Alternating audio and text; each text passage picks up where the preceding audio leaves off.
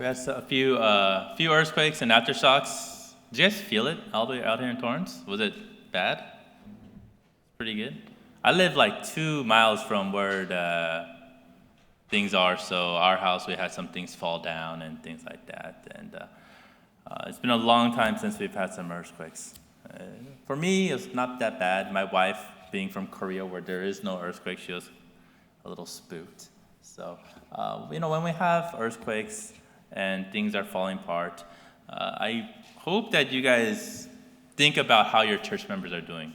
Not just, oh, my house is okay, but truly, I wonder if all of my other church members are well. I guess I'm the only one that lives in that area now, so I guess you need to think, is Pastor Charles and his family doing okay? All the way where the epicenter of this earthquake is. In any case, darkness is scary. It's scary as a baby, as a child, but it's also scary as an adult. When the earthquake hit a few apartment buildings, and in my area, the electricity went out. And to be honest, we're not used to that. We're used to having a light source in a lot of different places. So the darkness, it becomes scary for us. As an adult, like I said, it's scary as well. But you may say, you're not afraid of the dark. Right? I'm not afraid of the dark. Man, I'm old now. I'm older. I'm just afraid of the dark. But I bet you it can be scary for you when darkness comes. Say you are walking down a dark alley by yourself at night. Wouldn't you be scared? I don't know what you're doing walking down a dark alley at night by yourself, but you'd be scared. It's understandable. You're in the wilderness hiking. It's a great day. It's a nice, beautiful day. You went up a mountain. You lost track of time, and on your way down, the sun already set. And now it's all dark, and you forgot to bring a flashlight. It's a little scary because you don't know where to go. Darkness is not pleasant. I don't really like the dark. I don't like it when it's too gloomy, where it's kind of gray, right? And there's enough light where you feel like you don't have to turn on the lights of your house, but it's also not enough light, so you feel like you need to turn on the light, those kinds of days. I don't really like that. Darkness is not pleasant. It's kind of horrible. You cannot do anything in the dark. The only way to do something in the dark is if you add a light source to it. Then you'll be able to see, and you'll be able to accomplish any tasks that you have. A light source in any darkness makes that place so much better. It makes that place less scarier. Think back to that alleyway. It's dark, it's scary. But if it had a bright street light overhead, the scary factor goes away a little bit. The place becomes visible. It will be less scary.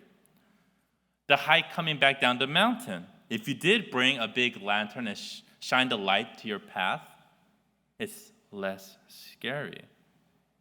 This is the importance of light in the dark. It guides. It makes things visible. It makes things less scary. I want us to turn our Bibles to Ephesians chapter 5, verse 8 through 14. That is where our passage comes from today. Ephesians chapter 5, verses 8 through 14 is up on the board as well. And this is what it says.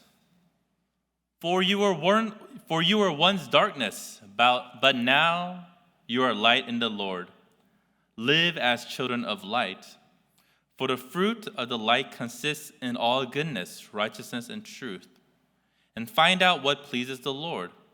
Have nothing to do with the fruitless deeds of darkness, but rather expose them. For it is shameful even to mention what the disobedient do in secret. But everything exposed by the light becomes visible, for it is light that makes everything visible. This is why it is said, "Wake up, O sleeper, rise from the dead, and Christ will shine on you." Amen. It's been a long time since I wore suits to church. I wore it last week, but I can tell you it's considerably hotter wearing a suit up here. I'm already starting to sweat. Pretty soon we're going to hit summer. We need some air conditioning in here. The author of Ephesians here is contrasting between darkness and light. and showing that those who belong in Christ, who is light, not only have their lives illuminated by him, but also are the means of introducing that light into the dark areas of human conduct. We are light, and we shine our lightness into darkness. In verse 8, it starts by saying that we were once darkness. You were once darkness. But now we are light. This is talking about our life before Christ and our life after Christ. As big of a difference there is between darkness and light, that is the difference that our life before Christ and our life after Christ must show. The hard thing is, for many of us, our life before Christ and our life after Christ is pretty much similar. It's pretty similar. Our life before Christ and our life after Christ should be opposite, though. Whereas our life in darkness was one of sin, now it should be one of righteousness as we enter and we become this light. Also notice that the author does not say, you were in darkness and now you are in light, but it says, you were darkness and now you are the light. You're not found in a bright place. You are, I don't know what that is. You are light now. You are the light that is supposed to shine. Verse 9, fruit of the Spirit, fruit of light, it says, is goodness, righteousness, and truth. Are these characteristics being seen in your life? As you live your life, they should be seen. Do people consider you a good person? Probably. I mean, we're pretty good on distinguishing who's good and who's not, right? It comes a little trickier when it says, can people consider you a righteous person or an unrighteous person? It's a little different from goodness, righteousness, correct? What is that? AC? Okay, so someone did turn on the AC. All right. And truth, are you living the life of truth that you should be living? And they should be seen more often than not. Your goodness, your righteousness, your truth should be seen throughout and displayed in your life more often than the sin. And is it that way? If these characteristics are not evident in your life, why are they not there? We are supposed to be one way before Christ, and a different way, another way after Christ. And before Christ, if you're sinning, the Bible even says, who can blame you? You don't have Christ in your heart. You're a wicked person anyway. You'll do bad things. But what does the Bible say once Christ enters your heart? How you should be? Upright, righteous, rid of your old ways.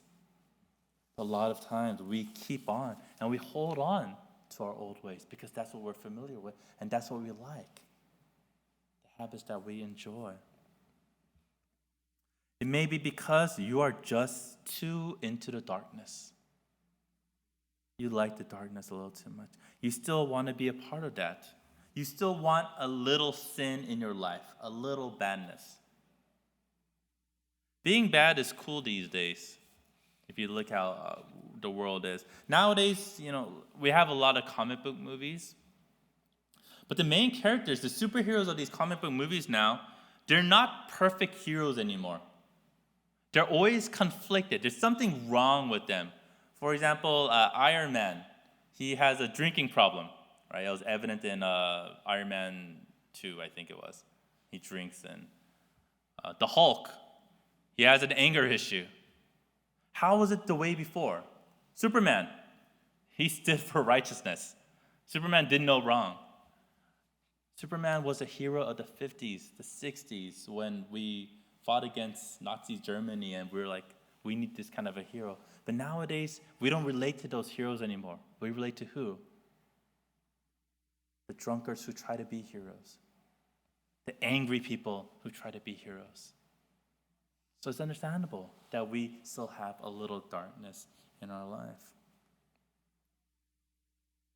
They used to be superheroes, but now they're conflicted souls and what we call anti-heroes.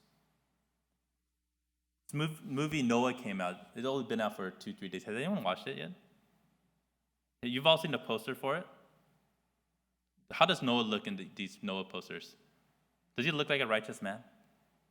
Or does he look menacing with his axe in his one hand? He looks a little menacing. He has a little growl. He's a little scruffy. Right? It's the same thing with Noah. Spoiler alert. This is a spoiler if anyone wants to know. Though the Bible makes Noah a righteous man, right? The Bible says Noah is so righteous, he and his family are the only ones that are saved from this flood. The movie makes him a conflicted soul, where he goes and he tries to kill people. If you watch it, you'll find out. It's a little weird. But why do we make Noah like this for today's audience now? Because that's what people want. If you make him righteous and nothing happens for Noah, he's just good throughout the whole movie, people are like, well, no one could achieve that. But if it shows a little bit of his frustration, a little bit of his anger, a little bit of his killing people with his axe, that's a Hollywood movie.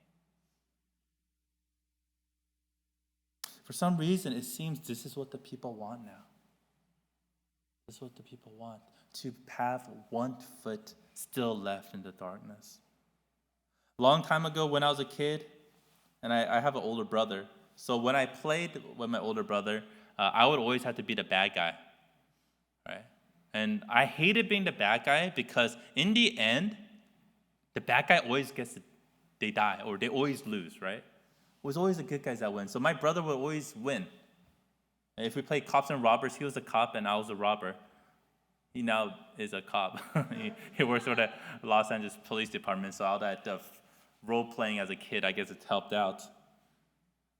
But, that's who he is now. When we played Star Wars, so we pretended to be Star Wars characters, I always wanted to be the Jedi, right? Like Luke Skywalker, but I had to be Darth Vader, the bad guy. But now, though, the new generation, they don't find the heroes cool, Luke Skywalker, Han Solo. They find Darth Vader cool, the darkness, the all black. That's what's cool now.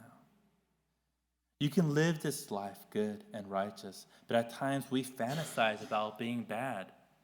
And so when the chance comes for us to be bad and feel that no one is around to watch, to judge us, we fall into going back into that darkness. And although we are to be light, we go back to who we once were, the darkness. But this is not how it should be for us as we are believers. Verse 10, it goes on to say, be children of light. Be children of light and bear good fruits, and find out what pleases the Lord. Have you ever asked this question? At the end of the day, you're going to sleep at the end of the day, and you ask yourself, would God have been happy with all the things I did today? Would God have been happy with the way I spoke, the words that I chose to do, the things and the activities I partook in today? I'm pretty sure I'm a pastor, I don't even ask myself that. But as I was preparing for the sermon and I had to think about this whole being light and not being darkness anymore, that kind of thought came to my mind. If we were to ask ourselves at night, every night before we go to bed, would God have been pleased with the life I led today? How do you think God would answer?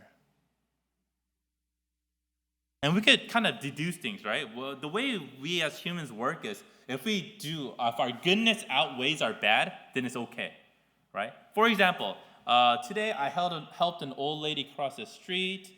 I found a cat in a tree and I took him down. That's 2 on the good side. I didn't get road rage, so that's 3. Let's see. But then I went out and I drank with my friends and came home drunk. 3 better than 1, God will be happy. Right? That's how we live. Right? But God is not happy with even that one sin.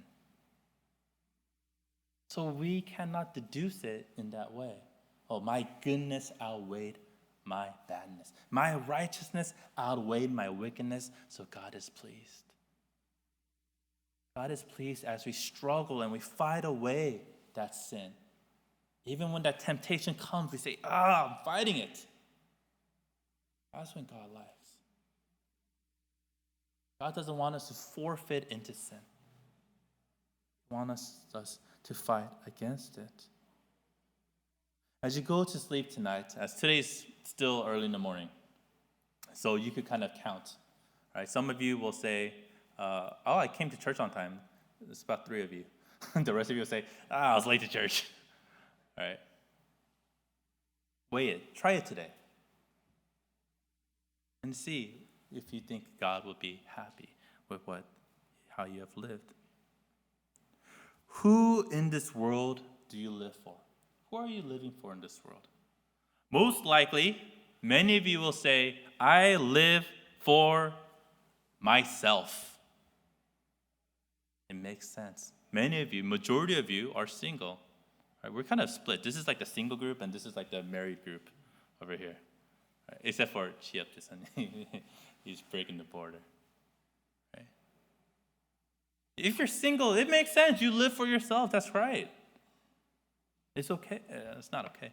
But it makes sense that you'll live for yourself. We have a few fathers in here. We don't have mothers in here. We have a few fathers in here. You might say, who? You live for your family? Maybe. Making sure my wife is taken care of. Making sure my kids are taken care of. In the end, though, still there is some selfishness, right? I still want what I want. And my wife asked me, I told you she gets scared. She got scared about the earthquake, and the aftershocks have been pretty big too. She said, if the ceiling fan falls on us, will you cover me or Ryan or both of us, or will you just hide under the bed? I'm like, under the bed. I know, I'll protect you. I'm kind of slow because I'm kind of big, but I'll try my best. But we live for ourselves, and so when the earthquake hits, what happens? We think, oh, am I okay? Are my belongings, did my TV fall down? Before we think, I wonder if other people are okay. But ultimately, being Christian, we live for God. We live for God. We don't live for ourselves. What I want in life, what I want to do. My friends over here, when you get married, you'll find that out a little bit more, because you have to start making compromises. I don't live just for myself. I live for my wife, or I live for my husband as well. When you make kids, you realize, I can't buy a PlayStation 4. I need to buy a formula for my baby. Right? There's a compromise. You don't get all the things that you want anymore. That trains us to know that we don't just live for ourselves. As a Christian, being this labeled Christian, we live for God. We live the life that God called us to, not any other life. Are you living the Christian life? Not the life that you want to live, not the life your parents want you to live, not the life that your family wants you to live. Are you living the life that God wants you to live? This doesn't mean that you all have to become pastors or missionaries. You could do what you do. Whatever career God is taking you on, that's great. But your actions, your train of thought, the way you see things in life, are they dictated by God? So as you do things throughout today, it's a challenge, I guess. Think, is what I'm doing pleasing the Lord? Is this a Christian life? I hope at the end of the day, when you pray to God, if you do pray to God at the end of the day before you sleep, you'll think about the sins that you committed, ask for forgiveness, think about the good things you did in life today, and ask that God will help build on that. Help build on that. Verse 11, have nothing to do with the fruitless darkness, but expose them. What does light do? It shines in the darkness. It exposes darkness. It makes the darkness disappear. Are you so crowded by the darkness that it overwhelms you and that all you are in? Or are you clearing it out of the way? A place cannot be dark and light at the same time. Correct? This room is bright, most bright here, I guess, because I had kind of spotlights on me. It's pretty much kind of darker over where James and Paul are at doing the sound booth. But if you were asked, is this room bright or dark, what would you say? Bright, most likely. Correct? And if we turn on the rest of the lights, if there's some off, we'll say it's even brighter. So brightness, light, and darkness cannot be in the same place at the same time. There could be more of darkness and more of light. It cannot be in the same place. Verse 12. It is shameful to even mention what the disobedient do in secret. It's shameful to mention it. Are there some sins that you have committed that you would not tell others about? I would dare not share this with anyone. Are there some sins that you have committed that you would not tell me about? Pretty sure there are. Are there some sins that you have committed that you would not tell any other church member about? Shameful. I can't share that. I can't tell Pastor Charles that. No, he's going to think of me weird. I can't tell church leaders that I did that. If you're committing those sins that you can't share, shouldn't you not be committing those sins? For example, there's sins that we could share openly. Right? I lied to my parents. Understandable. There's a less of a shame factor in that. But I'm pretty sure none of you would come to me and be like, Pastor Charles, I just spent all night watching porn last night. And I kind of shameful. Shouldn't you not be doing that then? Shouldn't our lives, the things that we talk about, be things that we can actually be, in a sense, proud of? What kind of life are you living? We know that what sin is. We know what sin is. And for certain sins, like I said, it's easy for us to talk about, especially to those who participate in those sins with us. Say you're doing drugs. I don't know if anyone's doing drugs. I hope none of you are doing drugs. You would not tell me or other people I'm on drugs. But who can you talk to about doing drugs with? The friends you're doing drugs with, correct? So sin builds on sin. There is no light in that darkness then. It should not be that way. If we were to expose that sin throughout church, would you still be able to hang your head high? Somehow I found out something you guys did. And I decided, I'm going to go with the Bible dude, and I'm going to rebuke them live in effect on Sunday. Right? And I have a list. Oh, this is what Steve did, and this is what Vicky did. Let me read this out loud. I wouldn't do that. That's kind of harsh. That would mean next week nobody's back at church. But if I were to do that, would you be all like, yeah, no problem? Or would you be like, how did you find out? Many years ago, there was a movie called The Truman Show. Starred Jim Carrey as, I guess he was a child orphan who was basically adopted by a TV station so they could broadcast his life 24 hours a day. Right? Some of you have watched this movie. Of course, he went along with it because he didn't know. He went along with this whole TV scam because he didn't know that he was being filmed. But if this was you, how would you feel? Would you be okay with what was being aired for the whole world to see? Knowing that people around the globe are invested in your 24-hour channel and they're seeing everything that you do. How would you feel? I remember when I was younger, when I watched this movie, and I said, I thought, man, Truman must never have done any bad things. Right? Can you imagine if Truman grew up to be like a gang member? Like they would stop airing that show. Right? Like Truman's thinking, "Oh, I'm gonna do a drive-by shooting now." Like that show would end. I remember thinking, man, I would never be able to do that. Never be able to do the Truman Show. I thought about my life, the bad things I did, the foul language I used, and thought, wow, I'm glad I'm not Truman. But there is someone that watches over all things. There is someone that sees all that we do. It's God. Like I said before, at the end of the day, if you ask yourself, was God pleased with what I did today? How do you think he would answer? Verse 13, what does light do? It makes everything visible. That's what it says. If we turned off all the lights in this room for 10 minutes, and I give you time to change where you sit, right? Turn off the lights, you could move and change where you sit. If we're still in the darkness, I would not know where you have moved to, correct? I can't see where you changed your seats to. But after 10 minutes, once the lights turn back on, I will know, you moved over here. So light makes darkness visible. That is what light does. It makes the hidden things in the darkness visible. That is our life now. We're not in the light. Right? It tells us, our passage today says, we are the light. We are light and live an upright life without sin.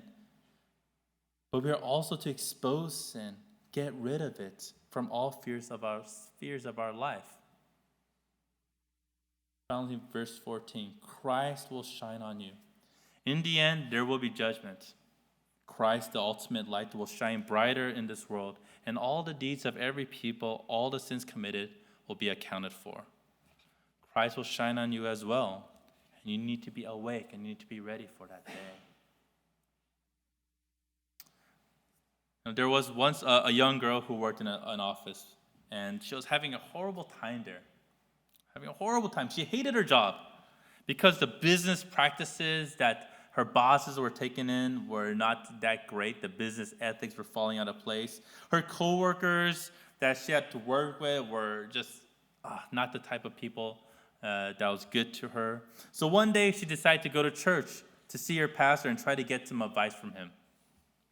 And so she said to her pastor, I cannot stick it out any longer. I don't like where I work.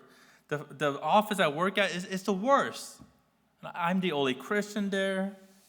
I get nothing but taunts and sneers for my face. People make fun of me for going to church. They ostracize me because of my faith, because I'm different, because I have to pray before my meals. They try to make me sin. They push my buttons to see if I'll get angry with them, to see if I'll cuss them out. They try to get me to go out with them and party and do things that I know I shouldn't do as a Christian. I hear them making fun of me behind my back. And I know the Bible tells me I need to be different and set apart. But it's really hard when it seems everyone around me thinks less of me because of my faith. It's more than I can stand. I want to quit my job. This girl came in and told her pastor this. And the pastor, after listening to this young girl's plight and troubles that she was dealing with, thought and carefully and finally asked her a question. The pastor asked, can you tell me, where are lights placed? Where are lights placed? The young girl, she got upset. What does that have to do with anything? I want real advice from you, not some stupid question about lights. And this wasn't a game for her. She was really having a hard time. And people at her work, they weren't Christian. Her bosses, they were doing bad businesses. And she wanted some advice. But the pastor didn't let her off the hook. He said, humor me. Just answer my question. Where are lights placed? And the girl said, I don't know. In dark places, I guess. The pastor says, you're exactly right. Lights are placed not in bright places, our lights are placed in dark places. Who knows? Perhaps you are placed in your office where there's such spiritual darkness and when there is no other Christian, so that you will be the shining light for the Lord there. You see, we are surrounded with darkness also. We fall into peer pressure. We fall into temptation to the world. We are consumed by darkness. But when we say, I can only fall in because, I'm a sinner and I do things, it's an excuse. It's an excuse. Even if the whole world is sinning around us, we are not supposed to. Why? Because we are no longer darkness. We are light. So even if there's darkness around us, we have to stay as light in the world. And we are light, and as such, even in the midst of sin, must shine bright and not fall into the same sins that the world is committing. As I said before, if you are in a dark alley, you'll be scared. But if there's a light, you would be less afraid. And the greater the light, the less fear that you would have.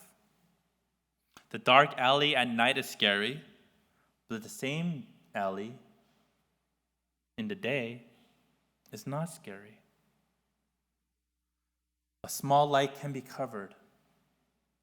Small light can be covered. I like sleeping in a dark room. The darker the room, the better. No light.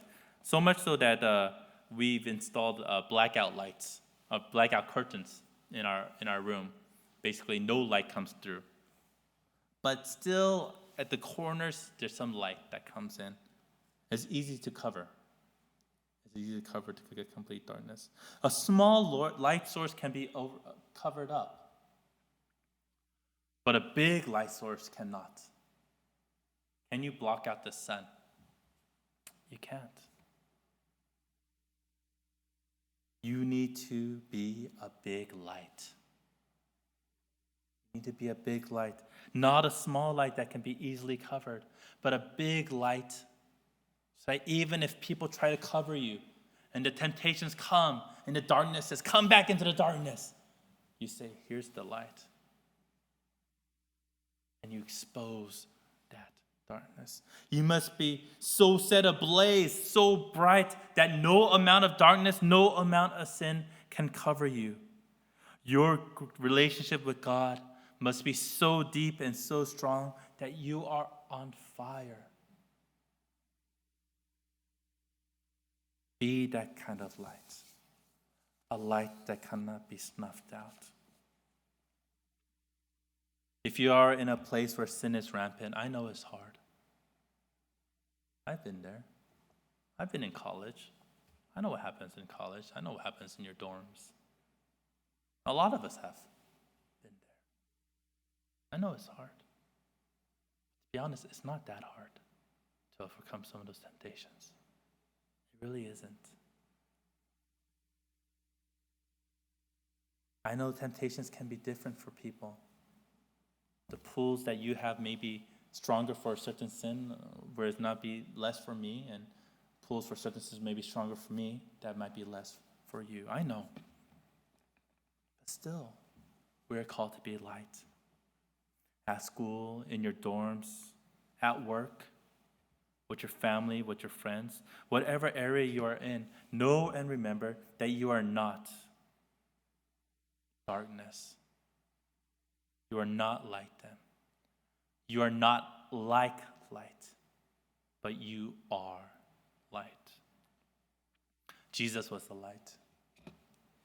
When Jesus died, evil thought the light was extinguished.